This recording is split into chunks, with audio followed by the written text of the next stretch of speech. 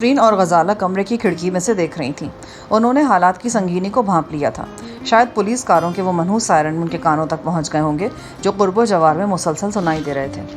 قریشی، میں گرفتاری دینے کے لیے تیار ہوں، لیکن مجھے گارنٹی چاہیے کہ میری گرفتاری کے بعد چچا اور غزالہ وغیرہ کے ساتھ برا سلوک نہیں ہوگا، بلکہ میں تمہاری اور رحمانی کی طرف سے بھی فکر مند ہوں۔ یہ انگلینڈ ہے بھائی، پاکستان نہیں، جہاں چور نہ ملے تو اس کے سارے خاندان کو باندھ کر تھانے لے جاتے ہیں، اور بے شک انگنت برائیاں ہوں ان میں، لیکن یہاں بندے کی آزادی اور اس کے رائٹ کا خیال رکھا جاتا ہے۔ تم ٹھیک کہہ رہے ہو، لیکن ان گوروں کا بھی پتہ نہیں ہوتا نا کس طرف الٹ جائیں۔ میں اس سلسلے میں تھوڑا سا تحفظ چاہتا ہوں۔ اگر یہ لوگ مجھے پرامن طور پر گرفتار کرنا چاہتے ہیں تو پھر انہیں 1-2 شرطیں ماننا ہوں گی، اور یہ کوئی مشکل شرطیں نہیں ہیں۔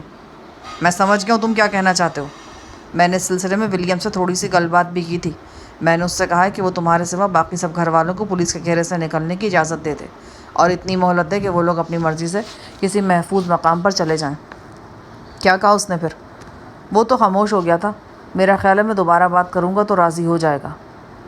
چچا نے لرزتی آواز میں کہا، شاہ جہان، تم ہمارے بارے میں کچھ مت سوچو، ہمیں کچھ نہیں ہوگا۔ تم اپنی جان بچانے کے بارے میں سوچو۔ تم ایک دفعہ اس چنگل میں پھنس گئے نا تو آسانی سے نہیں نکل سکو گے۔ تم کسی طرح اس گھیرے سے نکلنے کی کوشش کرو بیٹا، رات کا وقت ہے، وہ لوگ زیادہ قریب نہیں ہیں، تمہیں پکڑنا ان کے لیے اتنا سہل نہیں ہوگا۔ نہیں چچا، میں ایسا نہیں کر سکتا۔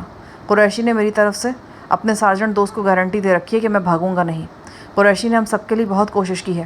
یہ دیکھیں، اس کے زخموں سے ابھی تک خون رس رہا ہے۔ یہ پولیس والوں کو نہ روکتا تو وہ مہمانوں کی موجودگی میں اندھا دھند فائرنگ کرتے ہوئے اندر گھس آتے۔ اس صورت میں پتہ نہیں کتنا جانی نقصان ہو جاتا۔ اسی دوران میں آفرین ہانپی ہوئی اندر داخل ہوئی۔ وہ تیسری منزل کی چھت سے لوٹی تھی۔ شاہ جہان، یہ سب کیا ہو رہا ہے؟ میں دیکھ کر آئی ہوں، ہماری کوٹھی کے آس پاس کی گلیوں میں بہت ساری پولیس کاریں نظر آ رہی ہیں۔ ساتھ والے 2 گھروں کی چھتوں پر بھی مسلح بندے موجود ہیں۔ ان کے ارادے اچھے نہیں لگتے۔ وہ رو دینے کے قریب تھی۔ آفرین، تم غزالہ کو لے کر کمرے میں جاؤ، میں بھی آ کر سب کچھ بتاتا ہوں۔ آفرین گھبرائی ہوئی غزالہ کی طرف چلی گئی۔ قریشی، تم ولیم کو بلاؤ، اس سے کھل کر بات کرو۔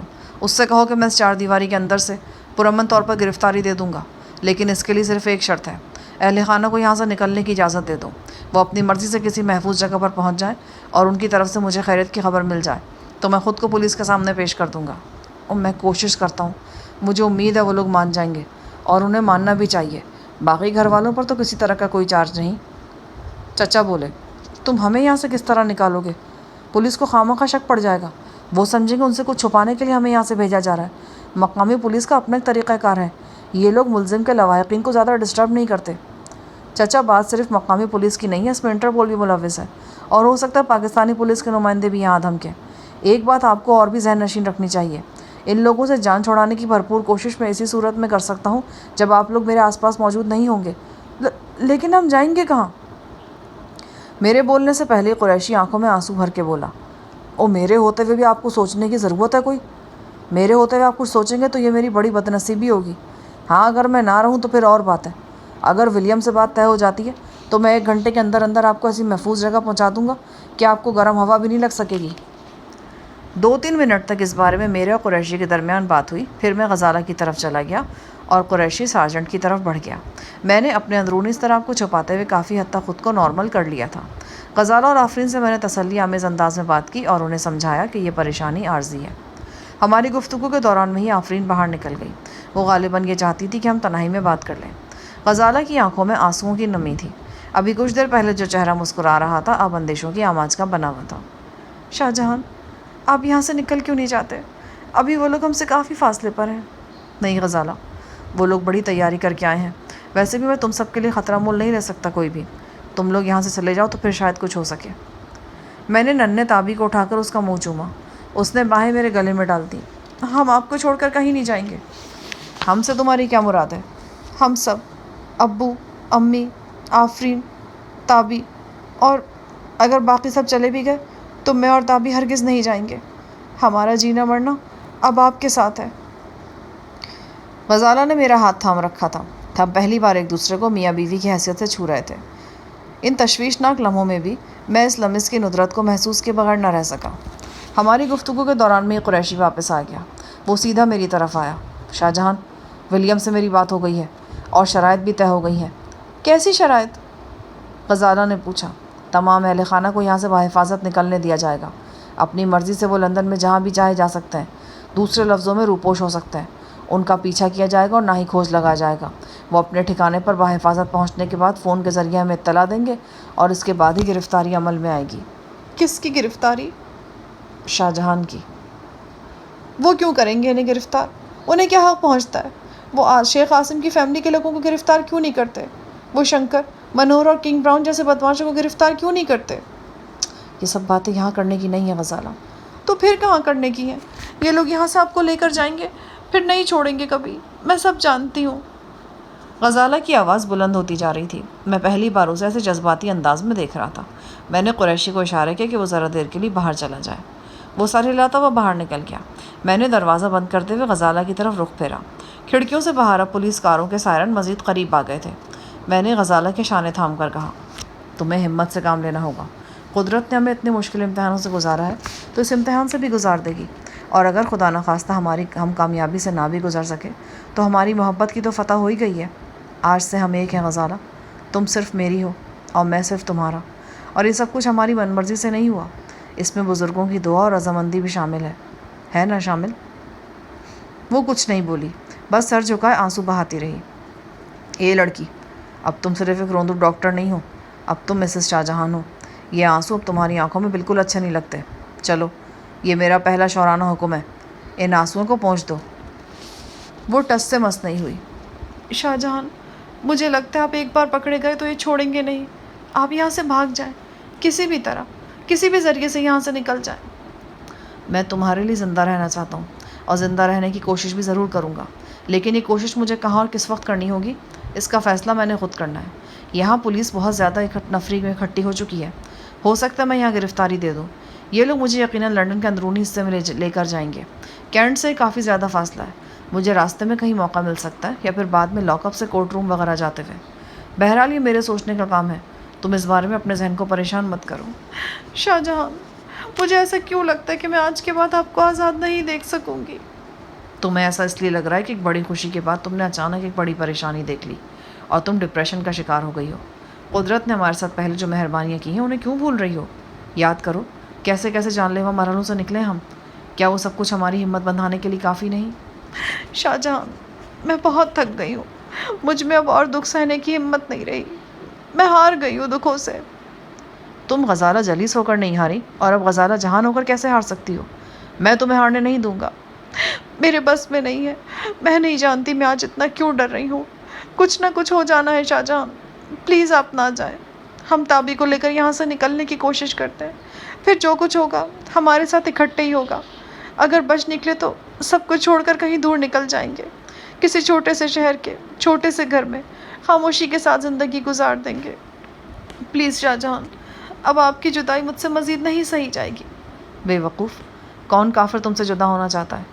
یہ تو وقت کی مجبوری ہے اور یہ مجبوری عارضی ہے. بس تم آفرین کے ساتھ مل کر لندن سے ڈھیروں ڈھیر شاپنگ کرو اور بہت جلد ہم اپنے بچھڑے ہوئے جل کوٹ سے ملیں گے. اسے روشنیوں اور پھولوں سے سجائیں گے. آپ مجھے بچوں کی طرح بہلانے کی کوشش کر رہے ہیں. ایسا مت کریں. میں نہیں جاؤں گی آپ کو چھوڑ کر. کہیں نہیں جانے دوں گی آپ کو. اس کا چہرہ میرے سینے میں دھنسا ہوا تھا اور اپنے ہونٹوں سے وہ میرے جسم کو رگڑ رہی تھی. اس کی ایسی وارفتگی میں نے پہلے کبھی نہیں دیکھی تھی. بہت دکھ سہ لیا آپ نے. بہت مارے کھا لی. کتنی چوٹیں آپ کے جسم پر. میں اب آپ کو اور زخم نہیں لگنے دوں گی.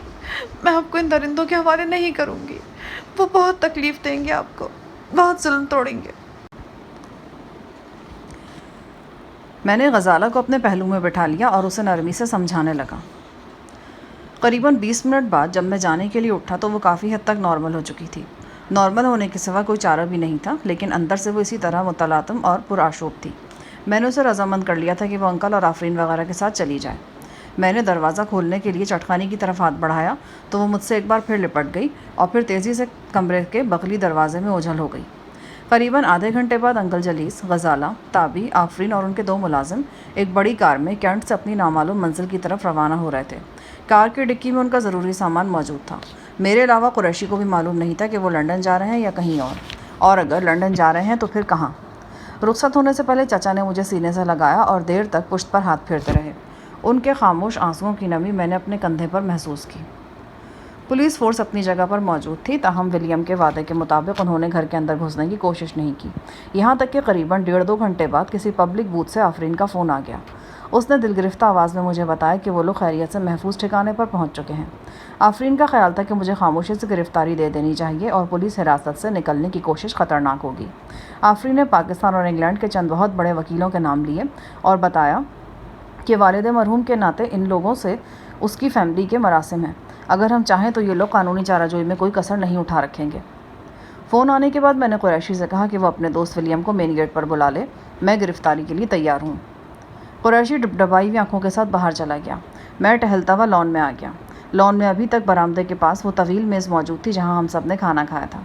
गुलदानों में फूल मुरझाए मुरझाए नज़र आते थे। मेरे पाँव के बिल्कुल पास मिठाई का खाली डब्बा औंधा पड़ा था। ये बड़ी भरपूर महफिल थी जिसका अख्तिताम बड़े यासंगेज़ अंदाज से हुआ था। 2-3 मिनट बाद मेन गेट पर कुरैशी और विलियम नज़र आए। उनके साथ एक सीनियर पुलिस ऑफिसर भी था। सया चश्मे वाले उस पुलिस ऑफिसर के हाथ में वॉकी टॉकी था। विलियम के हाथ में पिस्टल था जिसकी नाल उसने नीचे झुका रखी थी। उनके अक़ब में कोई 1 दर्जन मुसल्लह पुलिसमैन मौजूद थे। वो मेरे इर्द गिर्द खड़े हो गए। विलियम ने आगे बढ़कर अच्छे तरीके से मेरी तलाशी ली। मेरा रामपुरी खंजर उन लोगों के लिए कोई राज नहीं था। सबसे पहले मेरी पिंडली टटोल कर ये खंजर ही निकाला गया। अपना पिस्टल मैंने शेरवानी की जेब से निकालकर खुद ही विलियम के हवाले कर दिया। तलाशी के बाद विलियम ने स्टील की खूबसूरत हथकड़ी निकाली और मेरे हाथ पुश्त पर जकड़ दिए। पुश्त पर हाथ जकड़े जाने के बावजूद ये लोग खौफजदा नज़र आ रहे हैं। ख़ास तौर से राइफलमैन बहुत अलर्ट थे। यकीनन उन्हें यही बताया गया था कि वो ख़तरनाक मुजरिम को गिरफ़्तार करने जा रहे हैं। मैं मेन गेट से बाहर आया तो इर्द गिर्द दूर दूर तक पुलिस कारों की जलती बुझती रोशनियाँ नज़र आईं। पुलिस ऑफिसर वॉकी टॉकी मुँह से लगाए तेज़ तेज़ बातें करते चले जा रहे थे। उन ऑफिसर से मुझे इंटरपोल के बंदे भी नज़र आ रहे थे। मुझे एक बंद गाड़ी में बिठाया गया। मेरे दाएं बाएं चौकस राइफलमैन बैठे थे। उनके बड़े बड़े चेहरे पसीने से तर थे। गाड़ी की फ्रंट सीट पर ड्राइवर के साथ विलियम खुद मौजूद था। बंद गाड़ी के आगे और पीछे पुलिस कारें थीं। यूँ बड़ी शान शौकत के साथ मेरा जुलूस कैंट से लंदन की तरफ रवाना हुआ। उस वक्त रात के 3 बज चुके थे। मैंने कुरैशी से वादा निभाते हुए ब्रिटिश पुलिस और इंटरपोल को गिरफ्तारी दे दी थी। अब मैं इस बात का पाबंद नहीं था कि अपनी आज़ादी के लिए कोशिश नहीं करूँगा। शुरू में मेरा ख्याल था कि शायद लॉकअप में जाने से पहले पहले मुझे कोई मौसर कोशिश करने का मौका मिल जाएगा, लेकिन अब यह बिल्कुल खाम ख्याल नज़र आता था। मौजूदा हालात में किसी किस्म की कोशिश खुदकुशी के मुतरादिफ थी। करीबन 1.5 घंटे के सफ़र के बाद गाड़ी किसी चारदीवारी में दाखिल हुई और रुक गई। आगे पीछे सुनाई देने वाली कारों के सायरन भी खामोश होना शुरू हो गए। ये एक बहुत बड़ा पुलिस स्टेशन था। मुझे सख्त हिफाजत में अंदरूनी हिस्से में ले जाया गया। पुलिस स्टेशन पहुंचने के बाद पुलिस वालों का रवैया पहले से ज़्यादा सख्त और जारहाना हो गया। मुझे दीवार की तरफ मुँह करके खड़ा कर दिया गया और एक बार फिर बड़ी एहतियात से तलाशी ली गई। ये एक हॉल नुमा कमरा था। खिड़कियों पर स्टील की चमकदार सलाखें लगी हुई थीं। अचानक मेरी निगाह उन खिड़कियों से गुजरकर एक साथ वाले कमरे में गई। ये एक ऑफिस था जिसकी 2 दीवारें मोटे शीशे की थीं। इस ऑफिस में सीनियर पुलिस ऑफिसर मौजूद था। हैरत की बात थी कि उसने इस रात के वक्त भी स्याह चश्मा लगा रखा था। सीनियर पुलिस ऑफिसर के साथ एक औरत भी नज़र आ रही थी। उसकी सूरत देखकर मुझे रगों में खून जमता महसूस हुआ। ये वही थी जिसकी खबासत, ज़िद और हठधर्मी ने मुझे हैरान कर दिया था। जी हाँ, ये कौसिया थी। उसने जीन्स की पैंट और जर्सी ज़ेबतन कर रखी थी। जर्सी की आस्तीनें कोहनियों से ऊपर तक अड़सी हुई थी। वो मर्दों की तरह टांग पर टांग चढ़ाए बैठी थी और अपने जॉगर को मुसलसल हरकत दे रही थी। उसकी जलती नज़रें बस 2 सेकंड के लिए मुझसे मिली। उन 2 सेकंड में ही मुझ पर जैसे दहकते हुए अंगारों की बारिश हो गई। इन 2 सेकंड ने ही मुझे समझा दिया कि नफ़रत और अदावत की जंग अभी ख़त्म नहीं हुई थी। फिर उसने एक नफ़रत आमेज़ झटके से अपनी निगाहों का रुख पुलिस ऑफिसर की तरफ फेर लिया। कौसिया की यहाँ मौजूदगी ने मुझे शशदर कर दिया। ये बात तो मैं जानता था कि शेख का खानवादा इतनी जल्दी मेरा पीछा नहीं छोड़ेगा और कौसिया को मैं बहुत जल्द अपने आसपास ही कहीं देखूंगा। लेकिन अभी तक ये बात मेरे जहन में नहीं आई थी कि मेरी गिरफ्तारी में कौसिया और शेख के रिश्तेदारों का हाथ होगा। कौसिया को यहाँ पुलिस ऑफिसर के पास देखकर मेरे सीने में एक अलाव दहक उठा। मुझे लगा कि ये नीली आग मेरे पूरे जिस्म को अपनी लपेट में ले लेगी। ये सवाल पिछले कई घंटों से दिमाग में हलचल मचा रहा था कि अपना मेकअप उतारने के फ़ौरन बाद ही मैं पुलिस की निगाहों में क्यों कर आ गया। इससे तो यही अंदाज़ा होता था कि पूरे इंग्लैंड की पुलिस बाकी सारे काम छोड़कर बस मेरा ही सुराग लगा रही थी। अब कौसिया को देखकर महसूस होता था कि यहाँ सचमुच ऐसा ही हुआ था। पुलिस को मेरे सिलसिले में हाई अलर्ट किया गया था। मेरे अगले 2-3 दिन सख्त अजियत में गुजरे। जिस लॉकअप में मुझे रखा गया वो बहुत स्पेशल किस्म का था। यहाँ 3 तरफ स्टील के रॉड थे जबकि एक जानिब दीवार थी। लेटने के लिए बस एक छोटा सा पलंग और बैठने के लिए कुर्सी थी। कुर्सी के सामने प्लास्टिक की एक छोटी सी मेज़ भी रखी गई थी। टॉयलेट भी लॉकअप के गोशे में वाक़ था। मेरे सर पर हर वक्त 500 पावर का बल्ब रोशन रहता था। ये बल्ब रात को भी नहीं बुझाया जाता था। رات کے وقت بھی پہرے دار مسلسل لاک اپ کے سامنے گردش کرتے رہتے تھے۔ ان کے بھاری بوٹوں کی دھمک اکثر مجھے نیند سے جگا دیتی تھی۔ اس لاک اپ میں اپنی اسیری کی صورتحال سے مجھے اٹک جیل کے شب و روز یاد آ گئے تھے۔ وہی سنگلاخ دیواریں، وہی گھورتی نگران نگاہیں، وہی اپنے اوپر سے ختم ہوتا ہوا اختیار۔ 2 بار مجھ سے پوچھ گچھ بھی ہو چکی تھی۔ لاک اپ کی آہنی سلاخوں کے قریب 1 یا 2 پولیس آفیسر کرسیاں ڈال کر بیٹھ جاتے۔ میں لاک اپ کے اندر ہی رہتا۔ وہ مجھ سے مختلف سوال پوچھتے رہتے۔ میں انگلینڈ کب اور کیسے داخل ہوا، میرے ساتھ اور کون کون یہاں آیا ہے، یہاں پہنچنے کے بعد میری سرگرمیاں کیا رہی ہیں، وغیرہ وغیرہ۔ لیکن اس پوچھ گچھ کے دوران جو سب سے اہم سوال وہ پوچھتے تھے وہ شیخ قاسم کے بارے میں ہی ہوتا تھا۔ شیخ کہاں ہے؟ میں نے اسے کہاں رکھا ہوا ہے؟ میں جانتا تھا کہ مجھ سے پوچھ گچھ کے ساتھ ساتھ پولیس نے اپنے طور پر زبردست تفتیش بھی جاری رکھی ہوگی۔ عشرت رحمانی کو تو میں نے پولیس کی آمد سے کچھ ہی دیر بعد انکل کی رہائش گاہ سے نکال دیا تھا۔ رحمانی ایک ہوشیار اور دلیر آدمی تھا۔ اس نے اسے اچھی طرح سمجھا دیا تھا کہ وہ دونوں گاتی گڑیوں سمیت یہاں سے روپوش ہو جائے۔ لیکن قریشی بہرحال پوری طرح پولیس کی نظروں میں آ چکا تھا۔ میں جانتا تھا کہ مجھے ہتھکڑی لگنے کے فوراً بعد وہ بھی پروگرام کے مطابق روپوش ہو گیا ہوگا، مگر لنڈن پولیس کے لیے اس کا کھوج لگانا زیادہ مشکل نہیں تھا۔ وہ تفتیش کے لیے جدید ترین ذرائع استعمال کرتے تھے اور ان کے پاس اپنے ہر کام کے ماہر ترین افراد موجود تھے۔ میں غزالہ اور انکل وغیرہ کے حوالے سے بھی زیادہ پر امید نہیں تھا۔ مجھے پتا تھا کہ ان لوگوں نے خود کو پولیس کی نظر سے بچانے کی بھرپور کوشش کی ہوگی۔ وہ لنڈن کے کسی گنجان علاقے میں چلے گئے ہوں گے اور دم ساتھ لی ہوگی، مگر مقامی پولیس نے انہیں ڈھونڈنے کی زبردست کوشش کرنا تھی اور اس کوشش کی کامیابی کے امکان 50% سے زیادہ تھے۔ لاک اپ میں مجھ سے تفتیش کرنے والوں کو پختہ یقین تھا کہ شیخ میری تحویل میں ہے۔ ان کا سارا زور اسی بات پر تھا کہ میں جلد از جلد شیخ قاسم کو بازیاب کر دوں۔ دوسری صورت میں وہ میری مشکلات میں زبردست اضافہ کر دیں گے۔ ان کے ہر سوال کے جواب میں میرا بیان یہی تھا کہ میں عاصم کے بارے میں کچھ نہیں جانتا۔ کولمبو میں اسے پکڑ کر ریسٹ ہاؤس میں ضرور لایا تھا، لیکن وہاں سے وہ ماڈل گرل لیونا اور ایک گارڈ کو یرغمال بنا کر فرار ہو گیا تھا۔ تفتیش کرنے والوں کا موقف تھا کہ وہ فرار ہو گیا تھا، لیکن میں نے اسے دوبارہ پکڑ لیا تھا اور گن پوائنٹ پر اپنے ساتھ لے گیا تھا۔ اس کے بعد سے اس کا کچھ پتہ نہیں۔ مجھ سے خطرناک ترین قیدی والا سلوک کیا جا رہا تھا۔ گارڈز کو ہدایت تھی کہ وہ لاک اپ کی سلاخوں کے قریب نہیں بھٹکیں گے۔ لاک اپ کا تالا صرف انچارج ہی کھول سکتا تھا اور پچھلے 4-5 روز میں یہ تالا ایک بار بھی نہیں کھولا گیا تھا۔ صرف پہلے دن ایک بار یہ تالا کھولا گیا جب مجھے کورٹ میں پیش کرنے کے لیے تفتیش کے لیے وقت لیا گیا تھا۔ مجھے کھانا سرو کرنے کے لیے گیٹ کا استعمال کیا جاتا۔ یہ ایک مستطیل خانہ تھا جس کی چوڑائی بمشکل 6 انچ تھی۔ اس میں سے بس کھانے کی ٹرے ہی اندر آ سکتی تھی۔ سارے برتن کارڈ پیپر سے بنے ہوتے اور ڈسپوزیبل ہوتے۔ ایک کلوز سرکٹ کیمرے کے ذریعے میرے لاک اپ کو واچ بھی کیا جا رہا تھا۔ 6-7ویں دن تفتیشی افسران کی تفتیش کا رخ ایک دم بدل گیا۔ ان کے انداز سے مجھے پتہ چل گیا کہ وہ قریشی کو تو شاید ڈھونڈ نہیں پائے، لیکن قریشی کے سارے کوائف انہیں معلوم ہو گئے ہیں اور اس حوالے سے انہیں کچھ اہم معلومات بھی حاصل ہوئی تھی۔ تفتیشی افسر جیکب نے مجھ سے کہا، مسٹر شاہ جہان، ہمیں پتہ چلا ہے کہ عالم قریشی سے تمہارے تعلقات بہت پرانے ہیں۔ قریشی یہاں ریجنٹ پارک کے علاقے میں اپنی دوسری بیوی کے ساتھ رہائش پذیر ہے۔ ایوریڈی سیکیورٹی سروسز میں اس کے 50% شیئرز کا بھی پتہ چلا ہے۔ ہم نے ایوریڈی کے معاملات بھی دیکھے ہیں اور ریکارڈ بھی چیک کیا ہے۔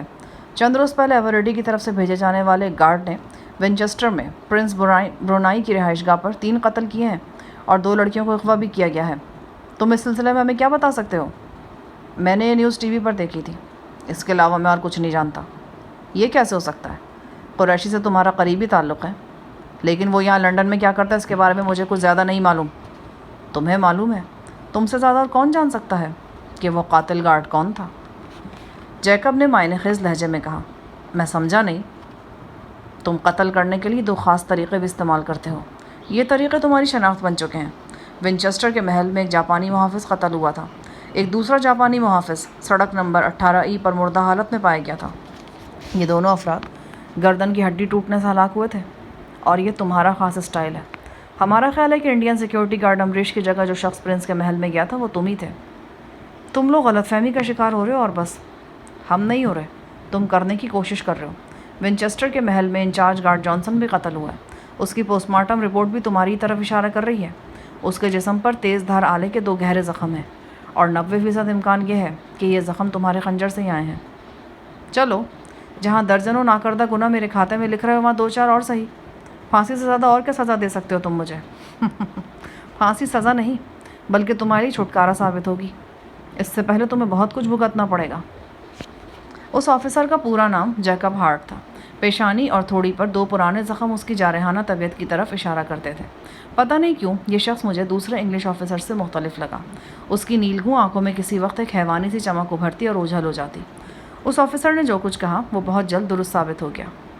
ये अगले रोज़ शाम का वाक़या है। मैंने एक बावर्दी मैकेनिक को देखा। उसके हाथ में औजारों का नफीस सा बॉक्स था। वो लॉकअप से 2-3 किलोमीटर दूर खड़ा जैकब से बातें कर रहा था। दोनों क्लोज सर्किट कैमरे की तरफ देख रहे थे। ये कैमरा लॉकअप से बाहर छत के गोशे में नस्ब था। यूँ लगा जैसे कैमरे में कोई ख़राबी हो गई है और वो दोनों से ठीक करने के बारे में सोच रहे हैं। चंद मिनट बाद मैंने मैकेनिक को टूल बॉक्स में से औजार निकालते देखा। एक गार्ड स्टील की खुशनुमा सीढ़ी ले आया। मैकेनिक सीढ़ी लगाकर कैमरे के नज़दीक पहुंचा। कैमरा आहिस्ता आहिस्ता पैन कर रहा था। मैंने एक बात नोट की और बुरी तरह चौंक गया। मैकेनिक ऐसे जाविये से कैमरे तक पहुंचा था कि वो खुद कैमरे की जद में नहीं आया था। उसने बड़ी एहतियात के साथ कैमरे के अक़ब में कुछ छेड़खानी की। निस दायरे में हरकत करता हुआ यानी पैन करता हुआ कैमरा रुक गया। साफ ज़ाहिर हो रहा था कि कैमरा ख़राब नहीं हुआ बल्कि ख़राब किया गया है। ऐसा क्यों किया गया है ये एक अहम सवाल था। कुछ देर बाद कैमरा दोबारा हरकत करने लगा। ताहम मैंने नोट किया कि कैमरे की साइड पर नज़र आने वाली 2 सुर्ख लाइटों में से एक लाइट बुझी हुई है। मैकेनिक नीचे आया और जैकब से थोड़ी सी गुफ्तगू करने के बाद बाहर चला गया। बज़ाहिर ये मामूली सा वाक़या था, लेकिन मेरी छठी हिस्स ने मुझे वार्निंग देना शुरू कर दी थी। करीबन 1 घंटे बाद हस्ब मामूल मुझे खाना सर्व किया गया। खाना रोज़ाना की तरह पाकिस्तानी तर्ज का था। मुर्गी का सालन, चावल और पुडिंग वगैरह थी। मेरी छठी हिस्स कह रही थी कि मुझे खाने की तरफ से मोहतात रहना चाहिए।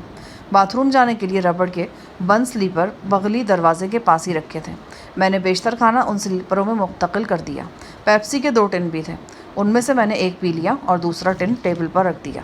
ये एक पुराना तरीक़ा है कि जिन कैदियों को ख़तरनाक समझा जाता है उनके पास जाने के लिए ख्वाब आवर या असाब को सुस्त करने वाली दवा दी जाती है। ये दवा देने का आसान तरीक़ा यही होता है कि उसे खाने में मिला दिया जाए। उससे पहले भी मुझ पर यह तरीक़ा इस्तेमाल किया जा चुका था और मैं भी कई बार ये तरीक़ा इस्तेमाल कर चुका था। मेरे जहन में यही आ रहा था कि अगर पुलिस वालों ने कैमरे के साथ कोई गड़बड़ की है तो वो मज़ीद गड़बड़ भी कर सकते हैं। 10-15 मिनट गुजर गए। अचानक मुझे एहसास हुआ कि मुझे पेप्सी भी नहीं पीनी चाहिए थी। मेरा सर भारी हो रहा था। सील बंद टिन के अंदर भी कारकर्दगी दिखा दी गई थी। बहरहाल ये गुनूदगी ऐसी नहीं थी कि मैं कुर्ब जवार से बेगाना हो जाता। 10% गुनूदगी को मैंने 100% बनाकर पेश किया और बेसुध होकर बिस्तर पर लेट गया। मुझे यकीन था कि आज कुछ ना कुछ ज़रूर होगा। घड़ी की सुइयाँ आगे को सरकती रहीं और मैं खुद को गहरी नींद में ज़ाहिर करते हुए बेहरकत पड़ा रहा। फिर वह हुआ जिसकी तवक्को थी। मैंने लॉकअप के करीब सरगोशियों की आवाज़ सुनी। कुछ लोग दरवाजे के नज़दीक पहुंच गए थे। बड़ी एहतियात से दरवाज़ा खोला गया और कदमों की आहट मैंने अपने बिल्कुल नज़दीक सुनी। आंखों की झिरी से मैंने देखा 3 हट्टे कट्टे पुलिसमैन अंदर दाखिल हो रहे थे। उनमें से 2 के हाथ में एक टबनुमा बाल्टी थी। ये जहाज़ी साइज़ की बाल्टी यकीनन पानी से भरी हुई थी। तीसरे शख्स के हाथ में नायलॉन की तवील रस्सी थी। एकदम मेरे जहन में झमाका सा हुआ। मैंने लॉकअप की छत में एक आहनी कुंडा देखा था। शायद मुझे इस कुंडे के साथ उल्टा लटकाने की तैयारी की जा रही थी। फिर मेरा ध्यान पानी से भरी हुई बाल्टी की तरफ चला गया। जिस्म में सर्दी की लहर दौड़ती महसूस हुई। यूँ लग रहा था जैसे मुझे उल्टा लटकाकर गोते वगैरह दिए जाने का प्रोग्राम है। मेरा जहन तेज़ी से मसरूफ़ अमल था। मैं पिछले कई दिन से किसी ऐसे ही मौके की तलाश में था। मुझे पता था कि यहाँ से फ़रार इतना आसान नहीं होगा, पर कोशिश तो की जा सकती थी। वैसे भी ऐसे मौक़ों पर मैं और सफदर अंग्रेज़ी का मक़ूला दोहराया करते थे कि जब तक मुश्किलात और तकलीफ़ का सामना न किया जाए कुछ हासिल नहीं हो सकता। मैंने अपने आप को पूरी तरह अलर्ट कर लिया और इस इंतहाई महफूज चारदीवारी में मज़ाहमत का भरपूर मुजाहरा करने के लिए तैयार हो गया। मैंने देख लिया था कि तीनों अफराद खाली हाथ हैं। एक चौथा पुलिसमैन दरवाजे पर खड़ा था और उसका साया मुझे सामने दीवार पर नज़र आ रहा था। उस शख्स के हाथ में राइफ़ल मौजूद थी। मैं सबसे पहले उस राइफ़ल बरदार ही को निशाना बनाना चाहता था। घोड़े बेचकर सो रहा है, बास्टर्ड कहीं का। एक शख्स ने मेरी थोड़ी को हाथ से ऊपर उठाते हुए कहा, चलो चलो पहले इसके हाथ बांधो। एक दूसरी आवाज़ मेरे कानों में पड़ी, मैं हाथ बांधता हूँ, तुम पाँव बांधो। पहली आवाज़ ने कहा। राइफ़ल बरदार मेरे सिरहाने की तरफ खड़ा था। मैं आंखों की झिरी में से दीवार पर उसका साया देख रहा था। यह साया मुझे राइफ़लमैन की बिल्कुल दुरुस्त पोजीशन से आगाह कर रहा था। जो ही राइफ़लमैन ने मेरी तरफ से रुख फेरकर दरवाजे की तरफ देखा, मैं अपनी जगह से उछला और सीधा राइफ़ल बरदार पर आया। वो इस हमले के लिए कतई तैयार नहीं था। उसके हलक से डरी डरी चीख निकल गई। मैंने एक तूफ़ानी झटके से राइफ़ल छीनना चाही, लेकिन उसकी गिरफ्त हैरत अंगेज़ हद तक सख्त थी। इसी दौरान में उसने यके बाद दीगरे 2 मरतबा ट्रिगर दबा दिया। गोलियां सामने अलमारी के दरवाजे में लगी। मुझे पता चला कि राइफ़ल पर साइलेंसर लगा हुआ है। धमाकों की बजाय सिर्फ ठक ठक की आवाज़ सुनाई दी। मैंने राइफ़ल नहीं छोड़ी तो मैंने झल्लाकर उसकी नाफ में घुटना रसीद किया। वो तड़प कर दोहरा हुआ। घुटने की दूसरी ज़रब उसके मुंह पर लगी और वो डकराता हुआ दीवार से जा टकराया। राइफ़ल अब मेरे हाथ में थी, लेकिन इससे पहले कि मैं उसे सीधा करता, 2 पुलिस वाले बड़ी क़ुव्वत से आकर मेरे साथ लिपट गए। इस ज़बरदस्त धींगा मुश्ती में एक बार फिर राइफ़ल से दो फायर हो गए। दोनों गोलियां दीवार में लगी, ताहम एक गोली दीवार में लगने से पहले मेरे एक मद्दे मुकाबिल के हाथ को भी ज़ख्मी कर गई। मेरी टांग की एक भरपूर ज़रब ने एक मद्दे मुकाबिल को उछालकर मुझसे दूर फेंक दिया। दूसरा मेरे कंधे का धक्का खाकर अधखुले दरवाजे से टकराया और उसे पूरा खोलता हुआ लॉकअप से बाहर जा गिरा। वो बेहोश हो चुका था। यही वक्त था जब मेरी निगाह जैकब के ऑफिस की तरफ उठ गई। शीशे की शफाफ दीवार के पीछे मुझे आज फिर कौसिया नजर आई। वो हैरतज़दा आलम में खड़ी थी और मारा मारी का मंजर देख रही थी। कौसिया की झलक ने मेरे बाजुओं में बिजली भर दी। मुझे लगा मेरे सामने 7-8 हरीफ भी हुए तो टिक नहीं सकेंगे। लॉकअप के बाहर से एक शख्स दौड़ता हुआ मेरी तरफ आ रहा था। मैंने उस पर फायर किया, लेकिन गोली नहीं चली। वो मेरे करीब पहुंचा तो मैंने सर को थोड़ा सा झुकाया और कमर को इस तरह खम दिया कि वो मेरे ऊपर से होता हुआ कमरे के वस्त में गिरा। यहाँ पानी से भरी हुई बाल्टी रखी थी। पानी गिरा और सारे फर्श पर फैल गया। मेरी निगाह जैकब पर पड़ी। वो यकीनन सूरत हाल की संगीनी को भांपकर अपने ऑफिस की तरफ लपका था। वहाँ से वो पिस्टल वगैरह लेने जा रहा था। मैंने लॉकअप से निकलकर उसके पीछे दौड़ लगाई और ऑफिस के दरवाजे से बस 2 कदम के फासले पर उसे छाप लिया। हम ऊपर नीचे ऑफिस के अंदर गिरे। मैंने जैकब की वसी और इस मेज़ पर पड़ा हुआ कोलेट पिस्टल देख लिया था। इससे पहले कि जैकब संभलता, मैं पिस्टल पर काबिज हो चुका था। कौसिया अब दफ्तर में नज़र नहीं आ रही थी। वो शायद ख़तरा देखकर कहीं छुप गई थी। यहाँ से निकलने का तो कोई रास्ता नज़र नहीं आता था, बस एक कॉरिडोर था और कॉरिडोर का दरवाज़ा मुकफ़्फ़ल नज़र आता था। चाबियाँ निकालो, मैंने चीख कर जैकब से कहा। मेरे हाथ में पकड़े पिस्टल की नाल जैकब की खोपड़ी को छू रही थी। जैकब का रंग बर्फ़ की तरह सफ़ेद हो रहा था। उसने जेब की तरफ हाथ बढ़ाया, लेकिन वो चाबियों की जगह कुछ और भी निकाल सकता था। मैंने उंगली ट्रिगर पर रखी और पिस्टल की नाल ऐन जैकब की खोपड़ी से लगा दी। अब अगर वो चालाकी करता तो उसका मरना यकीनी था। इन लम्हों में मेरी सारी तवज्जो जैकब पर थी। तवज्जो का यूँ यकसर मरकूज़ होना कभी कभी ख़तरनाक भी साबित हुआ करता है। मेरे लिए भी ये ख़तरनाक साबित हुआ। मैं इस चौथे मद्दे मुकाबल से बेखबर था जो पहले से इस ऑफिस में मौजूद था और बेहतर मौके की तलाश में था। उसने मेरी तवक्को से ज़्यादा फुर्ती का मुजाहरा किया। वो बिजली की तरह कब से आया। मेरे सर के पिछले हिस्से पर किसी आनी चीज़ से ज़रब लगाई गई। मैं लड़खड़ा कर घुटनों के बल गिरा। दूसरी ज़रब ने मुझे कुछ देर के लिए गिरदोपेश से बेखबर कर दिया। 2-3 मिनट बाद मेरे हवास बाहर होने शुरू हुए। उस वक्त तक मेरे हाथ उल्टी हथकड़ी में जकड़े जा चुके थे और पाँव भी नायलॉन की रस्सी से बांध दिए गए थे। मैं फिर से लॉकअप के अंदर था। जैकब खूंखार नज़रों से मुझे घूर रहा था। यकीनन उसके बस में होता तो वो मुझे मेरी 1-2 हड्डियाँ ज़रूर तोड़ देता, लेकिन ये उसके बस से बाहर था। मेरे जिस्म पर तशद्दुद के निशान उसके लिए मुसीबत बन सकते थे। वो अदालत के कटहरे में खड़ा नज़र आ सकता था। उसने मुझे बेतहाशा गालियाँ दी और पसलियों में चंद ठोकरे रसीद करने के बाद लहू के घूंट पी लिए। मेरा ख्याल था कि अब मेरी असल मुसीबत शुरू होगी। मुझे छत से उल्टा लटकाकर ठंडे पानी में गोते दिए जाएंगे। ये तशद्दुद के उन तरीक़ों में से एक था जिनसे जिस्म पर निशानात नहीं पड़ते थे और पुलिस वालों को कोर्ट में जवाबदेह नहीं होना पड़ता था। बहरहाल अगले 5-10 मिनट में मेरा अंदेशा दुरुस्त साबित नहीं हुआ। कौसिया भी कहीं नज़र नहीं आ रही थी। उसका शोल्डर बैग ऑफिस की मेज़ पर पड़ा नज़र आया, लेकिन अब वो मौजूद नहीं थी। यकीनन यहाँ वो मेरी चीखें वगैरह सुनने के लिए तशरीफ़ लाई थी, मगर सब कुछ उलट पलट हो गया था। मुझे गोते दिए जाने से पहले ही ज़बरदस्त मारामारी शुरू हो गई थी।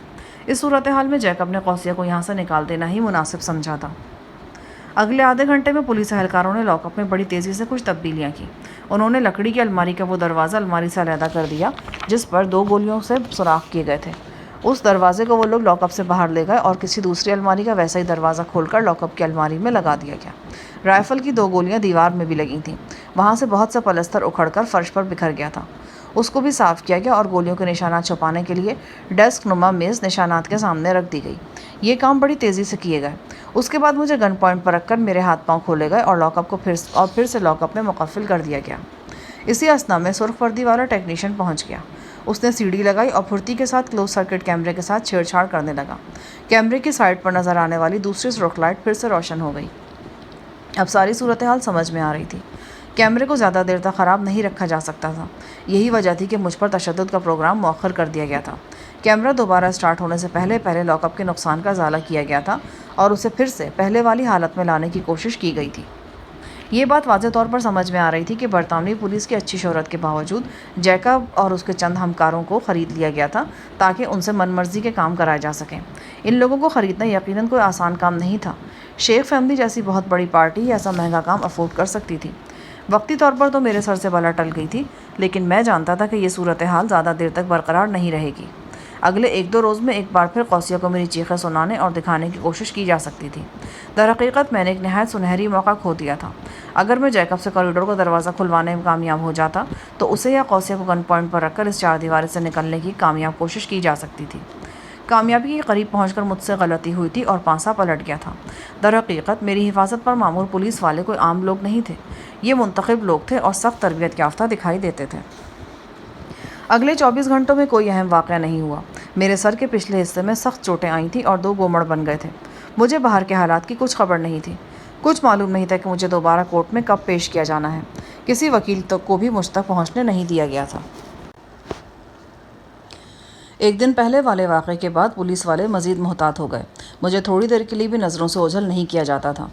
دوسرے روز رات گئے انٹرپول اور اسکاٹ لینڈ پولیس کے کچھ کھاگ اہلکار مجھ سے پوچھ گچھ کے لیے لاک اپ میں آئے۔ وہ لاک اپ کے باہر ہی کرسیاں ڈال کر بیٹھ گئے اور مجھ پر سوالات کی بوچھاڑ کر دی گئی۔ میں نے کہا، میں تمہارے کسی سوال کا جواب نہیں دے رہا۔ ملک کے قانون کے مطابق خاموش رہنا میرا حق ہے، اور یہ بھی میرا حق ہے کہ مجھے میری مرضی کے مطابق قانونی مشاورت کرنے دی جائے۔ ایک آفیسر بولا، تمہارے جیسے درندہ صفر شخص کے منہ سے قانون کی باتیں اچھی نہیں لگتی۔ بہرحال تمہارے ساتھ سلوک قانون کے مطابق ہو رہا ہے اور آئندہ بھی ایسا ہی ہوگا۔ میں نے انہیں اپنے سر کے پچھلے حصے میں آنے والی ضربات دکھائیں۔ کیا یہ چوٹیں مجھے قانون کے مطابق لگائی گئی ہیں؟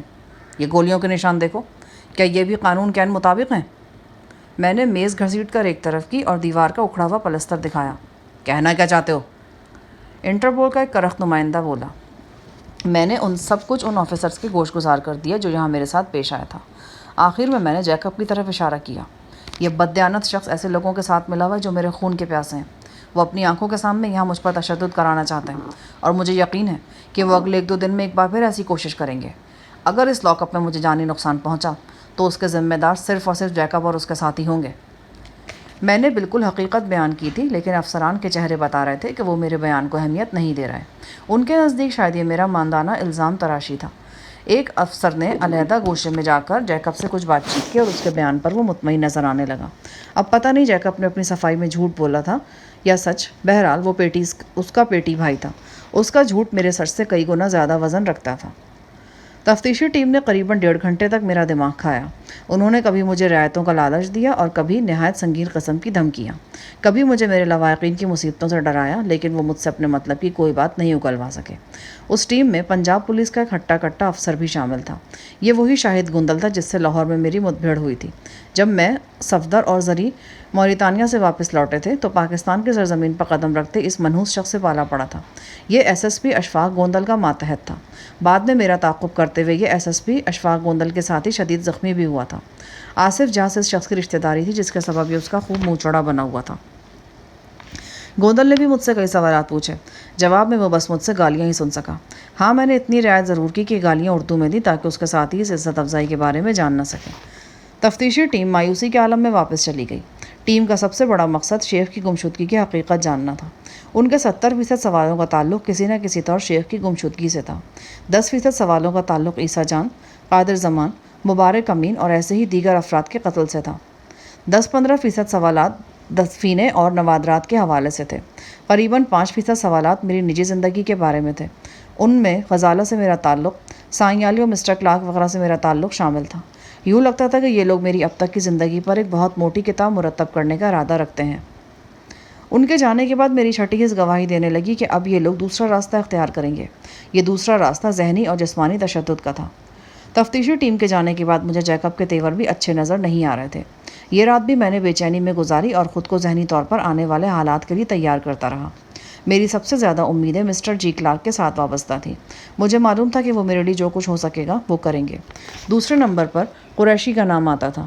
قریشی کو معمولی شخص نہیں تھا کہ میرے پکڑے جانے کے بعد چوہے کی طرح دبک کر کہیں بیٹھا رہتا یا عارضی طور پر کہیں وہ روپوش ہو جاتا۔ وہ عارضی طور پر روپوش ضرور ہوا تھا، لیکن میں جانتا تھا کہ جتنی مصیبت میں ہوں وہ بھی اتنی ہی مصیبت میں ہوگا۔ تیسرے نمبر پر ایک اور نام ذہن میں آتا تھا، لیکن وہ نام ذہن میں آتے ہی دل سے ہوک اٹھتی تھی۔ یہ صفدر کا نام تھا۔ وہ میرے مشکل ترین وقتوں کا ساتھی تھا۔ زندگی کے دشوار ترین مرحلوں میں وہ میرے کاندھے سے کاندھا ملا کر کھڑا ہوا تھا، لیکن اب وہ میرے ساتھ نہیں تھا۔ اب وہ میرے ساتھ ہو بھی نہیں سکتا تھا۔ اس کی معذوری ایک ایسی بلند دیوار تھی جسے عبور کرنا کسی کے بھی بس میں نہیں تھا۔ یہ اگلے روز شام سے کچھ دیر پہلے کا واقعہ ہے۔ میں بستر پر ٹیک لگائے نیم دراز تھا۔ جیکب اپنے آفس میں بیٹھا کوئی اہم فائل دیکھ رہا تھا۔ یہ بہت موٹی فائل تھی اور میرے اندازے کے مطابق میری ہی تھی۔ فائل دیکھنے کے دوران میں وہ گاہے بگاہے فون اٹھاتا اور کسی سے بات چیت بھی کرنے لگتا۔ एक दो बार उसने वायरलेस पर भी किसी से रब्ता किया। काम के दौरान जब भी उसकी निगाह मुझसे टकराती, एक बिजली से कूद जाती। उसके तेवर बता रहे थे कि वो मेरे साथ बड़ी सख्ती से पेश आने का इरादा रखता है। अचानक मेरे कानों ने एक चौंका देने वाली आवाज़ सुनी। ये खुद का राइफल की तड़तड़ाहट थी। उसके सिर्फ 1 या 2 सेकंड बाद ही लॉकअप और ऑफिस वगैरह गहरी तारीकी में डूब गए। मैंने जैकब की चीखती हुई आवाज़ सुनी। वो अपने मातहतों से कुछ कह रहा था। खुद का राइफल की आवाज़ एक बार फिर गूंजी। इस मरतबा यह आवाज़ कॉरिडोर के करीब सुनाई दी। इस दूसरे ब्रस्ट के बाद तो जैसे यकायक भूचाल आ गया। ऑटोमेटिक और सेमी ऑटोमेटिक हथियारों की आवाज़ें कुर्बो जवार में गूंज उठी। सिक्योरिटी के लिहाज से यह महफूज तरीन जगह थी। यहाँ इस तरह अंधाधुंध फायरिंग का होना बेहद अजीब था। कुछ समझ में नहीं आ रहा था कि हो क्या रहा है। जैकब और उसके मातहत अंधेरे में भाग दौड़ कर रहे थे और उनकी गरजती बरसती आवाज़ों से चार दीवारी गूंज रही थी। अचानक कानों के पर्दे फटते महसूस हुए। एक ताकतवर दस्ती बम का धमाका कहीं पास ही हुआ था। जब ऐसा धमाका दीवारों के अंदर कहीं हो तो उसकी आवाज़ बहुत शिद्दत से महसूस होती है। मुझे बारूद की सख्त बू आई। उसके साथ ही कई ललकारें सुनाई दिए। मैंने खुद को अलमारी की ओट में कर लिया। अंधेरे में तैरती हुई कोई भी अंधी गोली मुझ तक रसाई हासिल कर सकती थी। वक्ती तौर पर कुछ समझ नहीं आ रहा था कि हो क्या रहा है। अंदाज़ा यही था कि किसी मकामी ग्रुप ने पुलिस स्टेशन पर हल्ला बोल दिया है। मुझे टॉर्च की तेज़ रोशनियाँ गर्दिश करती नजर आईं। इनको रोको, इनको रोको! जैकब की चीखती हुई आवाज़ आई। सामने फायर करो! एक और आवाज़ गूंजी। एक साथ 2-3 चीखें उभरी। कोई भागता भागता लॉकअप के दरवाजे के पास गुजरा और उसका सर ज़ोरदार आवाज़ से स्टील की सलाखों से टकराया तो पूरा लॉकअप झंझना उठा। इसी असना में 2 मज़ीद अफराद लॉकअप के दरवाजे के ऐन सामने गिरे। उनमें से एक यकीनन पुलिस वाला था। टॉर्च की मुतहर्रिक रोशनी में मैंने उसकी टोपी उछलकर दूर गिरते देखी। अंदर घुसने वालों ने चेहरों पर नकाब चढ़ा रखे थे। ये मखसूस नकाब डकैतियाँ करने वाले लोग आम इस्तेमाल करते हैं। उनमें से नकाबपोश की सिर्फ आंखें ही नज़र आ सकती हैं। नकाबपोश तादाद में आधे दर्जन से कम नहीं थे। उनके हाथों में मोहलिक असलहा नज़र आता था। वो मरने मारने पर आमादा थे। दरवाजे पर फायर करो! एक भारी आवाज़ ने चीख कर कहा। 1 सेकंड बाद 7mm का तवील ब्रस्ट चला। दरवाजे के करीब चिंगारियाँ छूटती महसूस हुई। फिर मुझे दरवाज़ा खुलने की फरहत बख्श आवाज़ सुनाई दी। उसके साथ ही एक जहाँ फिजा आवाज़ कानों में पड़ी। शाहजहान! शाहजहान! मेरे दिमाग में सैकड़ों कुमकुमे रोशन हो गए। यह आवाज़ मेरे लिए अजनबी नहीं थी, लेकिन मैं इस बात की तवक्को हरगिज़ नहीं कर सकता था कि यह आवाज़ पाकिस्तान से हज़ारों मील दूर मुझे लंदन के इस लॉकअप में सुनाई देगी। ये पाशा की आवाज़ थी। मैं पहचानने में हरगिज़ गलती नहीं कर सकता था। यह हारून पाशा ही था। मैं अलमारी की आड़ से निकला। टॉर्च की रोशनी मेरे चेहरे पर पड़ी। शाहजहान, ये लो पिस्टल! एक दराज कद हिवले ने पिस्टल मेरी तरफ बढ़ाया। यह हिवला 100% पाशा का ही था। उसकी आवाज़ सूरत हाल के असर से लरज़ रही थी। अभी मैंने पिस्टल थामा ही था कि हमारे करीब दीवार पर चिंगारियां से बिखर गईं। हम औंधे मुंह फर्श पर गिरे और रेंगते हुए कॉरिडोर की तरफ बढ़े। एक इंग्लिश कॉप को मैंने गोलियों से छलनी होकर एक नकाबपोश की लाश पर गिरते देखा। चलो भागो, उठो! कॉरिडोर में पहुंचते ही पाशा ने मुझे पुकार कर कहा। हम दौड़ते हुए कॉरिडोर से निकले। कॉरिडोर का दरवाज़ा जो हर वक्त लॉक रहता था, ना सिर्फ खुला हुआ था बल्कि शिकस्ता हालत में भी नज़र आ रहा था। उसका एक आहनी पट टूटकर दोहरा हो गया था। यकीनन दस्ती बम का धमाका उसी दरवाजे के लिए किया गया था। हम तेज़ी से पुलिस स्टेशन के अहाते में पहुंचे। यहाँ पहलू की तरफ से हम पर फायर हुए। मैंने राइफल के स्पार्क को निशाना बनाकर गोली चलाई। एक करहा सुनाई दी और कोई शख्स सीढ़ियों से लुढ़कता हुआ नीचे आया। अहाते के एक हिस्से में अभी तक गोलियां चल रही थीं। एक शानदार लैंड रोवर अहाते के वस्त में खड़ी थी। उसका इंजन स्टार्ट था। जीप की दोनों जानिब 2 नकाबपोश मौजूद थे। मैं पाशा के साथ लपक कर जीप में चला गया। हमारे दाखिल होते ही 3-4 नकाबपोश भी फुर्ती से अंदर दाखिल हो गए। जीप के पहिए चरचराए और वो एक झटके से मेन गेट की तरफ बढ़ी। इसी असना में अहाते के एक गोशे में दस्ती बम का एक और खौफनाक धमाका हुआ। मैंने एक पुलिस कार में शोले निकलते देखे। कार की छत पर लगी हुई सुर्ख और नीली इमरजेंसी लाइट उड़ती हुई हमारे ऐन सामने आन गिरी। जीप का मशाक ड्राइवर जीप को बड़ी तेज़ी से घुमाकर बड़ी सड़क पर ले आया। शाम गहरी हो चुकी थी। लंदन जगमगा रहा था। पुलिस स्टेशन में होने वाले ज़ोरदार धमाकों ने आसपास की ट्रैफिक को मुतवज्जो किया था और बहुत सी गाड़ियां रुक गई थीं।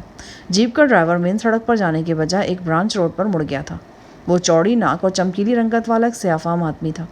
अंदाज़ा होता था कि मुनासिब एक मशाक ड्राइवर है, बल्कि यहाँ के चप्पे चप्पे से भी आगा है। उसने अंदरूनी सड़कों पर जीप को तेज़ रफ्तारी से 3-4 टर्न दिए और फिर एक नीम तारीख अकबी सड़क पर आ गया। यहाँ निचले दर्जे के शराबखाने और कसीनो वगैरह नज़र आ रहे थे। सर्दी की वजह से मौसम ठिठुरा हुआ और बेरौनक था। कहाँ जाना है? मैंने पाशा से पूछा। बस देखते रहो, वो बोला। आस पास की सड़कों पर पुलिस कारों के करेया सायरन गूंजना शुरू हो गए थे। हम इस नीम तारीख सड़क पर 200-300 मीटर आगे गए होंगे कि सिया फार्म ड्राइवर ने फुर्ती से एक और टर्न लिया। ये एक वसी अहाता था जहाँ कई ट्रॉलर खड़े हुए थे। उनमें से कुछ मरम्मत तलब भी नजर आ रहे थे। जीप अहाते में दाखिल होते ही सीधी सफ़ेद रंग के एक बड़े ट्रॉलर की तरफ बढ़ी। उसका अकबी दरवाज़ा खुला था। गाड़ियाँ ट्रॉलर में चढ़ाने के लिए जो मखसूस रैंप अकबी हिस्से में लगाया जाता है वो भी अपनी जगह पर मौजूद था। हमारी लैंड रोवर जीप दंदनाती हुई ट्रॉलर में घुस गई। चंद सेकंड बाद एक और कार भी शोर मचाती हुई अंदर चली आई। उसमें पाशा के दीगर साथी मौजूद थे। जो ही दोनों गाड़ियां अंदर आईं, रैंप हटाकर ट्रॉलर का दरवाज़ा बंद कर दिया गया। चंद सेकंड गहरी तारीकी रही, फिर कंटेनर की अंदरूनी लाइट्स रोशन हो गई। गाड़ियों के दरवाजे खुले और करीबन 1 दर्जन अफराद बाहर निकल आए। उन्होंने अपने नकाब चेहरों से खींच लिए। उनमें से 3 के सिवा बाकी सब सफ़ेद फार्म थे। जो 3 सफ़ेद फार्म नहीं थे उनमें एक तो पाशा था, दूसरा अली अहमद था। ये अली अहमद वही सनहाली था जिसने कोलंबो में शेख को अगवा करने और फिर कैफर किरदार तक पहुंचाने में मेरी मदद की थी। ये एक नहायत दिलेर और मार्शल आर्ट का माहिर शख्स था। तीसरा आदमी मेरे लिए अजनबी था। उसका ताल्लुक श्रीलंका से लगता था। पाशा जो दोस्त और जानिसार दुनिया के कई ममालिक में फैले हुए थे। पाशा एक ऐसा शख्स था जिसे इंटरनेशनल तौर पर जाना पहचाना जाता था। फरते जज्बात से मगलूब होकर पाशा की आंखों में आंसू चमकने लगे। वो मुझसे बगलगीर हुआ और फिर देर तक बगलगीर रहा। ग्रुप के बाकी अफराद के चेहरे भी कामयाबी की चमक लिए हुए थे। उनमें से एक शख्स की हथेली में गोली लगी थी और गोश्त फाड़कर निकल गई थी। एक और शख्स की पिंडली में शॉटगन के छर्रे लगे थे। ग्रुप का एक शख्स घमसान के रन में हलाक हुआ था। उसकी लाश वहीं पुलिस स्टेशन में रह गई थी। इस खूनी झड़प में पुलिस वालों का नुकसान कहीं ज़्यादा हुआ था। मेरे अंदाजे के मुताबिक कमोबेश 8 अफराद को गोलियां लगी थी। अब पता नहीं उनमें से कितने मरहूम हो गए थे। पाशा ने मुझे सर से पांव तक टटोल कर देखा, जैसे मेरी जिस्मानी सलामती के बारे में तसल्ली करना चाहता हूँ। मैंने कहा, मुझे अभी तक यकीन नहीं आ रहा कि मैं यहाँ तुम्हें अपने सामने देख रहा हूँ। और मुझे भी यकीन नहीं आ रहा, इसलिए मैं तुम्हें टटोल कर देख रहा हूँ कि तस्दीक हो जाए कि तुम वाकई शाहजहां हो और हम तुम्हें वाकई लंदन के महफूज तरीन पुलिस स्टेशन से निकाल कर ले आए हैं। क्या अब हम खुद को महफूज समझ सकते हैं? मैंने कंटेनर की फौलादी दीवारों को घूरते हुए पूछा। 100% तो नहीं, पर काफ़ी हद तक महफूज हो गए हैं। इसी दौरान में एक झटका लगा और जुम्बिश महसूस हुई। ट्रॉलर अपनी जगह से हरकत में आ रहा था। तुम कोलंबो से यहाँ कैसे पहुँचे? मैंने जीप में बैठते हुए पूछा। कोलंबो से कैसे पहुँचे का जवाब तो मैं बाद में दूंगा। पहले ये बताऊंगा कि कोलंबो से कौन कौन यहाँ पहुँचा। मैं समझा नहीं। मेरे साथ एक और जाना पहचाना बंदा भी हमारे साथ यहाँ आया है। वो बज़िद था कि तुम्हें छुड़ाने के मिशन पर हमारे साथ ही जाएगा। मैंने बड़ी मुश्किल से उसे रोके रखा है। 1 घंटा पहले हम उसे उस कंटेनर में छोड़कर गए थे। वो अब तक यहीं मौजूद है। मुझे अंदाज़ा हो रहा था कि पाशा कोई अहम इंकशाफ करने जा रहा है। उसने अपने एक फ्रेंड साथी को इशारा किया। वो हट्टा कट्टा गंजा एक बगली दरवाज़ा खोलकर ट्रॉलर के सामने वाले हिस्से की तरफ चला गया। चंद सेकंड बाद वो वापस आया और जरीगुल मेरे सामने खड़ा था। जरीगुल का हुलिया बहुत हद तक बदला हुआ था। वो पैंट कोट में था। अपनी शनाख्त छुपाने के लिए उसने छोटी सी दाढ़ी भी रखी हुई थी और उसके सर के बाल मुंडे हुए थे। पहली नज़र में मेरे लिए उसे पहचानना मुश्किल हो गया। वो तेज़ी से आगे बढ़ा और मुझसे लिपट गया। रंधे हुए गले से बोला, उस्ताद साहब, आप हमसे कितना भी चुप जाए, हम आपका पीछा नहीं छोड़ेगा। आप दुनिया में कहीं भी होगा, हम आपको ढूंढ निकालेगा। तो फिर मैं दुनिया छोड़ देने का प्रोग्राम बना लेता हूँ। जब तक हम इस दुनिया में मौजूद है, आप ये दुनिया नहीं छोड़ सकता। इस बात का हमको पक्का पक्का यकीन है। ये अच्छी ज़बरदस्ती है। चलो खैर, इस बारे में बाद में बात करेंगे। फ़िलहाल किसी महफूज मकाम पर तो पहुँच लें। ट्रॉलर की हरकत से लगता था कि वह मेन रोड पर आ गया है और आसानी से आगे बढ़ रहा है। ट्रैफिक का शोर और दीगर आवाज़ें अंदर तक नहीं पहुंच रही थीं। ट्रॉलर इतना बड़ा था कि दोनों गाड़ी अंदर आ जाने के बावजूद बैठने और खड़े होने के लिए माकूल जगह बची हुई थी। क्या हम लंदन से बाहर जा रहे हैं? हाँ, करीबन 60-70 किलोमीटर दूर, डोजोन फार्म्स की तरफ। तुम यहाँ कैसे पहुँचे पाशा? टिकट लिया, जहाज़ में बैठा और यूं उड़ता हुआ पहुँच गया। मैं समझ गया कि वो बताना नहीं चाहता। मैंने जरी से पूछा, और तुम भी ऐसे ही पहुँचे हो या पैदल आए हो? उस्ताद साहब, पाकिस्तान में आपके बारे में सोच सोच कर हमारा दिमाग बिल्कुल पिलपिला हो गया था। आपने हमको श्रीलंका आने से मना फरमाया था। हमने सोचा हम आपका हुक्म अदूली फरमाएगा, चाहे हमको उसके लिए आपसे जूते क्यों ना खाना पड़े। फिल्म अमराई में भी तो इसी किस्म का मामला हुआ था।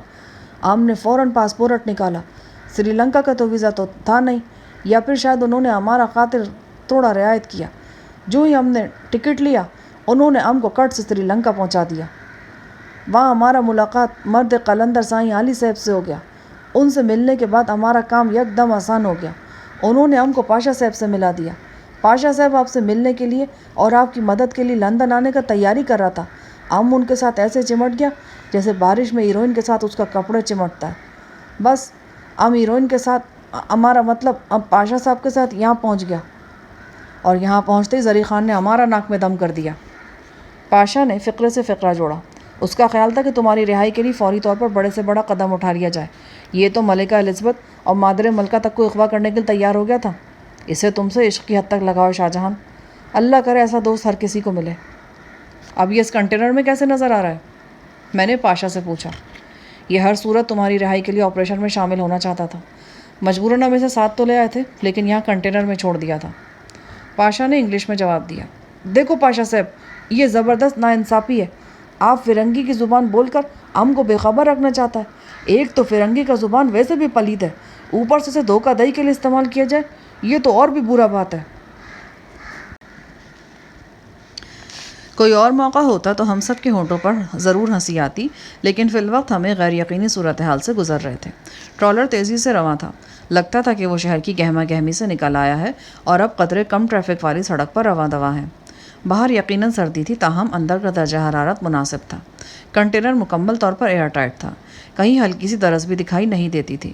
مشاف ڈرائیور اس دیوہیکل گاڑی کو بڑی روانی سے چلا رہا تھا۔ ہم کنٹینر میں موجود آرام دہ گاڑیوں کے اندر ہی بیٹھ گئے تھے۔ ڈرائیونگ کیبن سے ہمارے لیے چائے اور ڈرنکس وغیرہ آ گئے۔ اسی دوران میں دونوں زخمی حضرات کی برہم پٹی بھی کر دی گئی تھی۔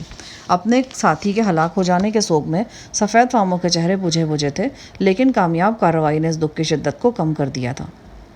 قریباً 1 گھنٹے کے تیز رفتار سفر کے بعد ہم منزل پر پہنچ گئے۔ رات کے 9 بج چکے تھے۔ کنٹینر رک گیا تھا اور سب کے چہروں سے اطمینان جھلک رہا تھا۔ کچھ دیر بعد کنٹینر کا عقبی دروازہ کھول دیا گیا۔ ہم نے خود کو ایک وسیع شیڈ کے نیچے پایا۔ اس شیڈ کے نیچے 2 مزید ٹرالر بھی کھڑے نظر آ رہے تھے۔ اس کے علاوہ 2-3 زرعی مشینیں تھیں۔ ٹیوب لائٹس کی روشنی زیادہ تیز نہیں تھی۔ 4 دیواری سے باہر تاریکی تھی۔ ایک طرف احاطہ تھا، احاطے کی دوسری جانب ایک اور شیڈ تھا۔ وہاں بہت سی سفید بوریاں رکھی تھیں، جیسا کہ بعد میں معلوم ہوا کہ وہ کھاد کی بوریاں تھیں۔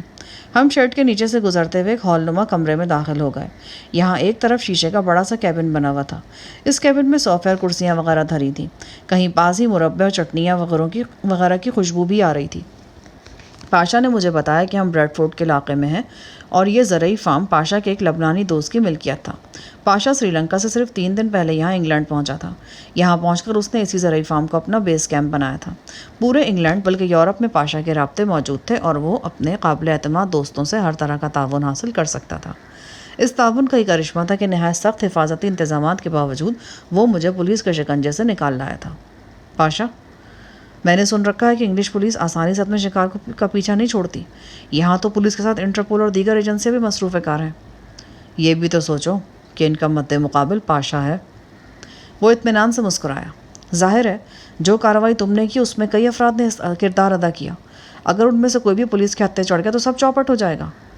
بے شک کئی لوگوں نے کردار ادا کیا ہے، لیکن پوری پلاننگ کا علم صرف چند افراد کو ہی ہے۔ ہم اس وقت کہاں ہیں یہ بات بس ہم 14-15 لوگوں کو ہی معلوم ہے۔ تمہارا مطلب ہے کہ ہم یہاں بالکل محفوظ ہیں؟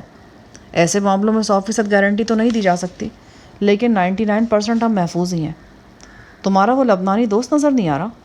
وہ لندن میں ہے، شاید کل شام تک آ جائے گا۔ اس کے آنے کے بعد ہی ہم اپنا آئندہ کا لائحہ عمل سوچیں گے۔ فی الحال ہم کھانا کھاتے ہیں اور ٹی وی وغیرہ دیکھتے ہیں۔ اس نے اپنے ایک ساتھی کو اشارہ کیا۔ اس نے کونے میں رکھا ہوا بڑے سائز کا ٹی وی آن کر دیا۔ درجنوں چینل آ رہے تھے۔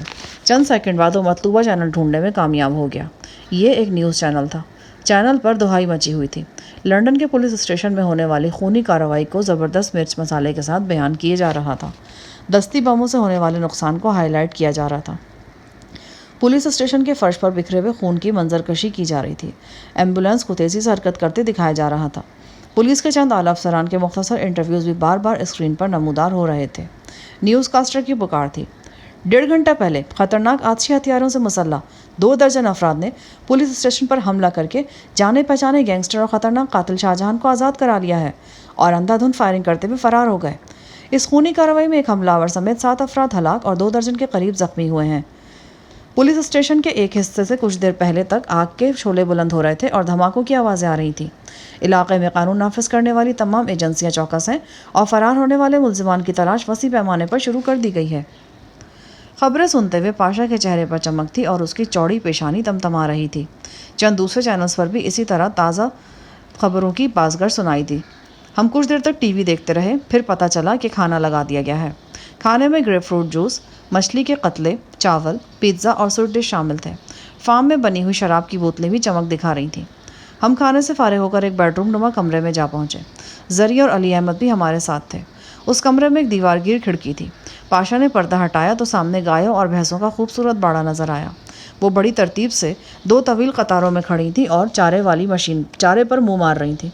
उनके थनों पर दूध धोने वाली मशीनें लगाई जाती थीं और ये मशीनें लगाने से पहले उनके थनों को जरासीम कश दवाओं से धोया जाता था। एक मुलाजिम हमें इस बाड़े के बारे में तफसीलात बता रहा था, लेकिन मेरा जहन कहीं और ही गुम था। मैं पाशा से गाती गुड़ियों के बारे में वो सवाल पूछना चाह रहा था जो कई रोज़ से मीख की तरह मेरे दिमाग में गड़ा हुआ था।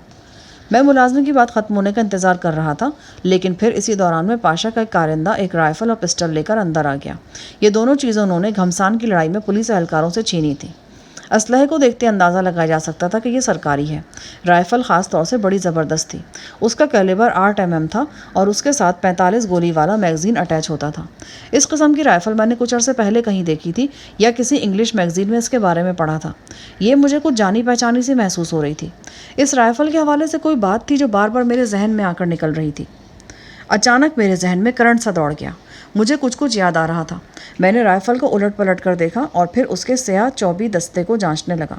इससे पहले कि मैं कोई नतीजा निकालता या अपने शक की तस्दीक करता, हेलीकॉप्टर की मखसूस फड़फड़ाहट सुनाई दी। इस फड़फड़ाहट ने हम सबको चौंका दिया। पाशा दौड़कर राहदारी की खिड़की तक पहुंचा और उससे बाहर झांकने की कोशिश की। चंद सेकंड बाद वो वापस आया। उसके चेहरे पर तशवीश थी। मेरा ख्याल है कि यह पुलिस का चापर है, वो बोला। हो सकता है ये वैसे ही चकरा रहा हो। अली अहमद ने ख्याल जाहिर किया। हमारे कान हेलीकॉप्टर की आवाज़ पर लगे थे। वो बस एक छोटा सा चक्कर लगाकर वापस लंदन शहर की तरफ निकल गया। पाशा के सीने से इत्मीनान की सांस निकली। दूसरों के चेहरों पर भी तशवीश ज़रा मान पड़ गई, लेकिन अभी तशवीश पूरी तरह ख़त्म नहीं हुई थी कि एक बार फिर सबके चेहरे धुआं हो गए। 2 पुलिस कारों के सायरन फार्म हाउस के बिल्कुल सामने सुनाई दिए। ये बड़ा ख़तरनाक इशारा था। पाशा, निकलो यहाँ से, मेरा ख्याल में ट्रेस कर लिया गया है, मैंने चिल्लाकर कहा। यह कैसे हो सकता है? पाशा के लहजे में हैरत थी। मुझे शक है ये इस राइफ़ल की वजह से हुआ है। बहरहाल अभी कुछ यकीन से नहीं कहा जा सकता। फिलहाल तुम यहाँ से निकलने की बात करो। राइफ़ल को क्या हुआ? पाशा की हैरत बढ़ती जा रही थी। इससे पहले कि मैं जवाब में कुछ कहता, एक नौजवान दौड़ता हुआ अंदर आया। उसने अपने चेहरे पर फिर से नकाब चढ़ा लिया था। वो घबराए हुए अंदाज में पाशा को मुखातिब करके बोला, सर, पुलिस की कार फार्म के मेन गेट पर आ गई है। चंद सेकंड के अंदर अंदर सबने नकाब चढ़ाए और हथियार संभाल लिए। जो 2 गाड़ियां ट्रॉलर पर यहाँ पहुंची थी वो अब फार्म के बैकयार्ड में नजर आ रही थीं। पाशा की हिदायत पर सब गाड़ियों की तरफ दौड़ पड़े। पाशा के एक अंग्रेज साथी ने दीगर सामान के साथ वो राइफ़ल भी उठा ली जो पुलिस से छीनी गई थी। मैंने राइफ़ल उससे छीनकर घास के गट्ठों पर फेंक दी। वो हैरत से मेरा मुँह तकने लगा। चंद सेकंड बाद हम गाड़ियों के अंदर थे। गाड़ियों का रुख फार्म के अकबी गेट की तरफ था। अकबी गेट से आगे दूर तक तारीकी और दरख्त नज़र आ रहे थे। दरख्त तेज़ हवा में झूम रहे थे और गाहे बगाहे बिजली भी चमकती थी। गाड़ियाँ मेन गेट से निकलकर सड़क पर आ गईं। ये करीबन 40 फुट चौड़ी सड़क दरख्तों के दरमियान बल खाती हुई दूर तक चली गई थी। मैं और पाशा लैंड रोवर में थे। जरी और अली अहमद भी हमारे साथ थे। पाशा के 6 नकाबपोश साथी पीछे आने वाली जैगवार में लदे हुए थे। हम बल खाती सड़क पर करीबन 1 फर्लंग आगे ही गए होंगे कि पुलिस कारों के मनहूस सायरन हमें अक़ब में सुनाई देने लगे और उनकी जलती बुझती इमरजेंसी लाइट्स नज़र आने लगी। लैंड रोवर का ड्राइवर वाकई बाकमाल शख्स था। वो पुरपेच और शिकस्ता हाल सड़क पर जीप को मुमकिन तेज़ रफ्तारी और हिफाजत के साथ ड्राइव कर रहा था। अब बारिश भी शुरू हो गई थी और कीचड़ आलूद सड़क पर ड्राइविंग और भी दुश्वार हो गई थी। 3-4 किलोमीटर तक पुलिस के साथ हमारी धुआंधार दौड़ जारी रही। कारें गाइडेड मिसाइलों की तरह हमसे चिपक कर रह गई थीं। मैंने पाशा से कहा, तुमसे कहा था ना, इंग्लिश पुलिस आसानी से पीछा नहीं छोड़ती। तुम्हारा क्या ख्याल है? क्या राइफ़ल में कोई डिवाइस लगा हुआ था शाहजहान? मुझे यकीन है कि ऐसा ही था। इस राइफ़ल के बारे में मैंने कहीं पढ़ा या देखा था। इन राइफ़लों का इलेक्ट्रॉनिक डिवाइस 20-25 किलोमीटर के इलाके में सिग्नल नशर करता है। पुलिस की छीनी हुई राइफ़ल का ताक़ुब करके मतलूबा शख्स तक पहुँच जाती है। पाशा के होंठ दायरे की शक्ल में सिकुड़ गए। पुलिस कारें लम्हा ब लम्हा हमारे नज़दीक पहुंच रही थीं। यह तवक्को भी की जा सकती थी कि अगले 10-15 मिनट में उनके साथ मज़ीद कारें भी शामिल हो जाएंगी। अचानक फायरिंग शुरू हो गई। पुलिस की तरफ से जैगवार पर गोलियां चलाई जा रही थीं। जैगवार से भी पुलिस पार्टी पर जवाबी फायरिंग की गई। 2-3 منٹ تک یہ سلسلہ جاری رہا، پھر ہماری آنکھوں نے خوفناک منظر دیکھا۔ ایک پولیس کار نے جیگوار کے بالکل قریب آ کر فائرنگ کی۔ خود کا رائفل کا ایک پورا برسٹ جیگوار کی کھڑکیوں میں لگا۔ ہمارے دیکھتے ہی دیکھتے جیگوار بری طرح لہرائی اور صرف 10-15 میٹر آگے ایک تناور درخت سے ٹکرا گئی۔ جیگوار کی رفتار خاصی تیز تھی۔ درخت سے ٹکرا کر اس نے قلع بازی کھائی اور نشیب میں لڑک گئی۔ ایک سماعت شکن دھماکہ ہوا اور چمک سے آنکھیں دھندلا گئیں۔ جیگوار یکا شعلوں کی لپیٹ میں آ گئی تھی۔ صورتحال سے اندازہ ہوتا تھا کہ شاید ہی کوئی زندہ بچ پایا ہو۔ اوہ گاڈ! پاشا کے ہونٹوں سے نکلا۔ میرا خیال ہے گاڑی میں دستی بم رکھ پھٹے ہیں، ڈرائیور نے تعصب سے کہا۔ زری گل کی پٹھانی روح بیدار ہو چکی تھی۔ میں دیکھ رہا تھا کہ رائفل پر اس کی گرفت مضبوط ہوتی جا رہی ہے۔ وہ چیخ کر بولا، ہمارا تو یہی رائے ہے پاشا صاحب کہ گاڑی رکوا دو، ہم کو بگوڑا نہیں بننا، ہم کو ان کا مقابلہ کرنا چاہیے۔ ان فرنگیوں میں سے 10-15 کو مار کر ہم بھی مر جائے تو اس میں کوئی مذاکرہ نہیں۔ اس کا مطلب مذائقہ تھا۔ لالے سدھیر کا شیدائی سدھیر کی زبان ہی بول رہا تھا۔ اپنے ساتھیوں کی ہلاکت کا منظر دیکھ کر پاشا کی آنکھوں میں بھی خون اترا ہوا تھا۔ اس نے زری سے دور مار رائفل لی اور کھڑکی میں سے پیچھے کی طرف رخ کر کے اگلی پولیس کار کو نشانہ بنانے کی کوشش کرنے لگا۔ اس نے 5-6 فائر کیے لیکن کامیابی نہیں ہوئی۔ اس رائفل کی بس مزید 2 گولیاں باقی رہ گئی تھیں۔ یہ بھی استعمال ہو جاتی تو یہ طاقتور رائفل ہمارے لیے لوہے کی لٹ کے سوا اور کچھ نہ رہ جاتی۔ صفدر کی طرح مجھے زری گل کے نشانے پر بھی اعتبار تھا۔ زری نے کئی مواقع پر صفدر ہی کی طرح حیران کن کارکردگی کا مظاہرہ کیا تھا۔ میں نے پاشا سے رائفل لے کر زری کو تھمائی اور اسے پولیس کار کو نشانہ بنانے کی ہدایت کی۔ کار کافی دور تھی اور یہی وجہ تھی کہ اس میں سے ہم پر فائر نہیں ہو رہا تھا۔ غالباً پولیس والوں کے پاس دور تک مار کرنے والی رائفل موجود نہیں تھی۔ زری نے فوری طور پر نشانہ نہیں لیا۔ وہ انتظار کر رہا تھا کہ ہموار سڑک آ جائے۔ جو ایک شکستہ ٹکڑے کے بعد ہموار سڑک شروع ہوئی، زری نے بڑے اعتماد سے نشانہ لینا شروع کیا۔ میں جانتا تھا کہ وہ ہیڈ لائٹ کے نیچے پہیے کو نشانہ بنائے گا۔ زری کا پہلا فائر ہی کارگر ثابت ہوا۔ ہم نے پولیس کار کی ہیڈ لائٹس کو بری طرح لہراتے اور ہچکولے کھاتے دیکھا۔ پھر وہ نشیب میں لڑک گئی۔ اس کی ایمرجنسی لائٹ اور ہیڈ لائٹ کی پوزیشن سے اندازہ ہوتا تھا کہ وہ الٹ چکی ہے۔ 1-2 منٹ بعد زری نے اس کے پیچھے آنے والی کار کو بھی نشانہ بنایا، لیکن اس مرتبہ وہ ٹائر برسٹ نہیں کر پایا۔ ہاں، کار کی ایک ہیڈ لائٹ ہماری نظروں سے اوجھل ہو گئی تھی۔ ایک دم 6 ساتھیوں کے کم ہو جانے سے ہماری طاقت نصف بلکہ نصف سے بھی کم رہ گئی تھی۔ دستی بموں کے علاوہ کم از کم 6 رائفلیں اس دوسری کار میں موجود تھیں۔ اس کے علاوہ فالتو ایمونیشن بھی تھا۔ بارش مسلسل ہو رہی تھی۔ درختوں کے درمیان گاہے بگاہے بجلی کی زبردست چمک بھی دکھائی دیتی تھی۔ غالباً خراب موسم کی وجہ سے پولیس کا ہیلی کاپٹر نظر نہیں آیا تھا، ورنہ عین ممکن تھا کہ ہمیں اس وقت تک فضائی پروٹوکول بھی حاصل ہوتا۔ پولیس کاروں نے ایک بار پھر قریب آنا شروع کر دیا۔ جب درمیانی فاصلہ کم ہوگا تو انہوں نے حسب توقع فائرنگ کرنا شروع کر دی۔ ہم بھی جواب دینے لگے۔ جلدی ہماری جیپ کی عقبی اسکرین ٹوٹ گئی۔ ایک گولی ڈرائیور کے کندھے میں لگی۔ وہ اب تک حتی الامکان تیزی سے ڈرائیونگ کرتا رہا تھا، لیکن اب اس کے لیے یہ ٹیمپو برقرار رکھنا ممکن نہیں رہا۔ پولیس کاریں مزید نزدیک آ گئیں۔ ہمارا مسئلہ ایمونیشن کا بھی تھا۔ 3 رائفلیں اور ایک سرکاری پسٹل تھا۔ کل ملا کر چاروں ہتھیاروں کے بس 40-50 راؤنڈ ہی باقی بچے تھے۔ دوسری طرف پولیس کاروں کے سوار مکمل طور پر لیس نظر آتے تھے۔ وہ بڑی فراخ دلی سے فائرنگ کر رہے تھے۔ ایک گولی میرے قریب بیٹھے ہوئے نقاب پوش کے سر میں لگی۔ میں نے اس کی کنپٹی کی طرف سے خون کی پچکاری نکلتے دیکھی۔ وہ میرے قدموں میں گرا اور گرتے ہی ساکت ہو گیا۔ یہی شخص تھا جو کچھ دیر پہلے ہمارے ساتھ ڈنر کر رہا تھا، گریپ فروٹ کا جوس پی رہا تھا اور مچھلی کے قتلے کھا رہا تھا۔ اب وہ ایک دوسری دنیا کا باسی تھا۔ اچانک ہماری جیپ کا ٹائر برسٹ ہو گیا۔ جیپ لڑکھڑاتی ہوئی ایک درخت سے ٹکرائی اور رک گئی۔ اس کا اگلا پہیہ بری طرح کیچڑ میں دھنس گیا تھا۔ شدید زخمی ڈرائیور کے لیے ممکن نہیں تھا کہ وہ جیپ کو گڑھے سے نکالنے کے لیے زیادہ جدوجہد کر سکتا۔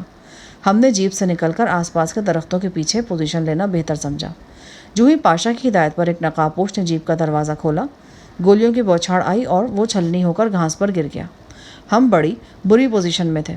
ایک تو ہم نشیب میں تھے، دوسرے جس جگہ جیپ رکی تھی وہاں آس پاس کوئی تناور درخت نہیں تھا۔ ہم جیپ سے نکل کر تناور درخت کی طرف دوڑ لگاتے تو بلندی پر موجود پولیس والے ہمیں چھلنی کر ڈالتے۔ اگر جیپ کے اندر رہتے تو جیپ کو آگ لگنے کا خدشہ موجود تھا۔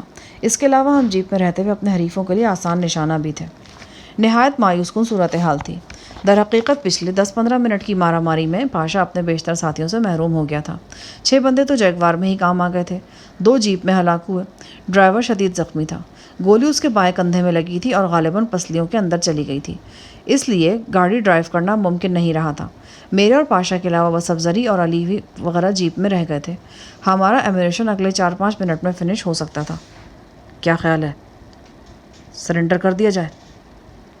میں نے پاشا سے پوچھا۔ وہ ہونٹ بھیج کر رہ گیا۔ تاہم زریگل چپ نہ رہ سکا. اوئے استاد صاحب, آپ ہم کو حکم صادر کرو نا, ہم کو بس 1-2 دستی بم دے دو, ہم ابھی ان کا بیڑا غرق فرمائے گا.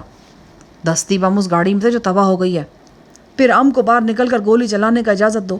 ہمارے بس میں نہیں کہ ہم ان خنزیروں کے سامنے ہاتھ اٹھا کر کھڑا ہو جائے اور یہ آپ کو یا ہم کو الٹا لٹکا کر ہمارا تلاشی لے. زری کا چہرہ بالکل لال ہو رہا تھا. میں جانتا تھا کہ اگر میں اسے ہلکا سا بھی اشارہ کر دوں تو وہ جیپ سے نکل کر 4-5 پولیس والوں کو پار کر دے اور خود بھی پار ہو جائے. وہ ایسا ہی دیوانہ تھا. میں نے پہلے بھی کئی بار اس کی دیوانگی کو لگام دی تھی, اب بھی دی. اتنے میں اوپر سے میگا فون کی گونجتی ہوئی آواز سنائی دی. تم لوگ پوری طرح نرغے میں ہو, بہتر ہے کہ ہاتھ اٹھا کر گاڑی سے باہر نکل آؤ. اس کے ساتھ ہی ہم پر سرچ لائٹس پھینکی جانے لگی. میں نے آنکھوں میں پاشا کو اشارہ کیا کہ اب سرنڈر کر دینا ہی بہتر ہے. ہم نے دروازہ کھولا اور یکے بعد دیگرے باہر نکل آئے. چند لمحوں میں بارش نے ہمیں بھگو کر رکھ دیا. سب سے پہلے میں نے اپنی رائفل سامنے گھاس پر پھینکی. دوسروں نے بھی ایسا ہی کیا. ہاتھ سر سے اوپر اٹھاؤ اور گاڑی کی طرف منہ کر کے کھڑے ہو جاؤ. جیکب کی تہمکانہ آواز نے تن بدن میں آگ سی لگا دی. ہم نے اس کی ہدایت پر عمل کیا. پاشا نے سرگوشی میں مجھ سے پوچھا, کیا خیال ہے, بھیڑ جائیں؟ بہادری اور خودکشی میں فرق ہوتا ہے. میں نے کہا, لیکن اچھا موقع ملا تو ضرور فائدہ اٹھائیں گے. میں نے یہ آخری فقرہ انگریزی میں کہا تھا. مقصد یہی تھا کہ کہیں لالے سدھیر کا شاگرد